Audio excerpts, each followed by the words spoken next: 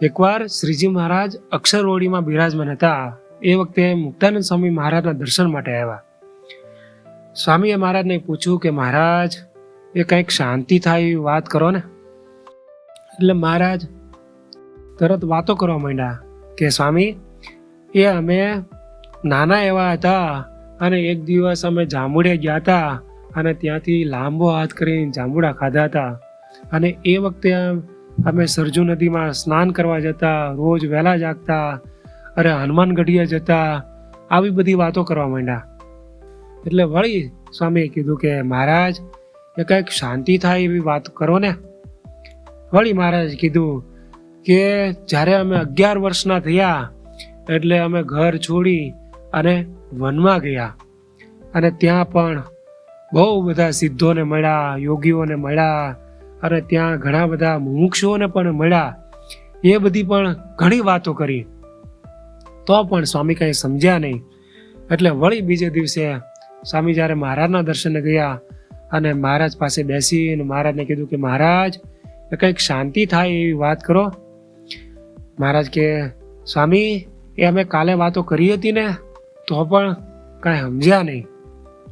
પછી ત્રીજે દિવસે જ્યારે મહારાજના દર્શને ગયા ત્યારે મહારાજે કીધું કે સ્વામી, એ તમે ગુજરાતમાં ફરવા જાઓ.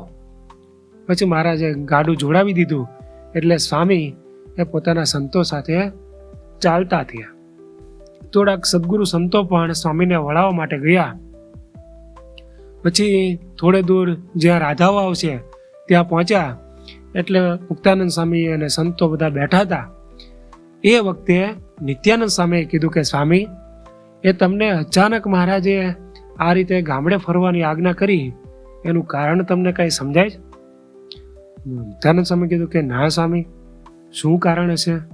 સ્વામીએ કીધું કે હું 3 દિવસથી મહારાજ પાસે જતો અને શાંતિ થયાની કંઈક વાત પૂછતો એટલે મહારાજે એમના બાળપણના ચરિત્રો, પછી વન વિચરણના ચરિત્રો, એ બધા ચરિત્રોની વાત કરી પણ મને શાંતિ થાય એવી વાત ન કરી.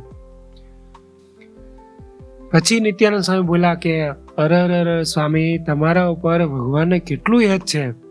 એ તમને એમની લીલાઓની બધી વાતો કરી અને ભગવાનની જે લીલાઓ છે એમાં જ શાંતિ છે. પછી મુક્તાનંદ સ્વામી બહુ દિલગીર થઈ ગયા અને પછી તો સંતો પાછા ગરડે આવ્યા.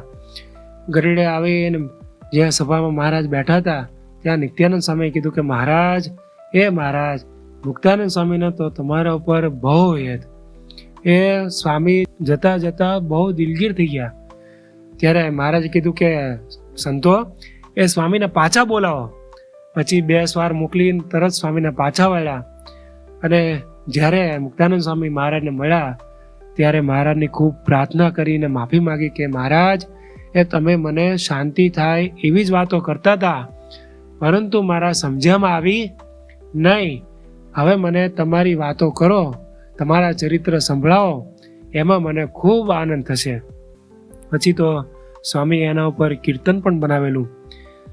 ઠરવાનું ઠામ તમે મારું, બીજું સર્વે માયાનું લારું.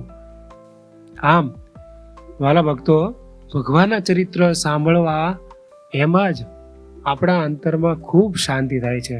અરે થોડોય ટાઈમ મળે તો પણ ભગવાનનું એક નાનું ચરિત્ર વાંચી લઈએ અથવા તો સાંભળી લઈએ તો આપણને ખરેખર ખૂબ શાંતિ, આનંદ ભગવાન આપે.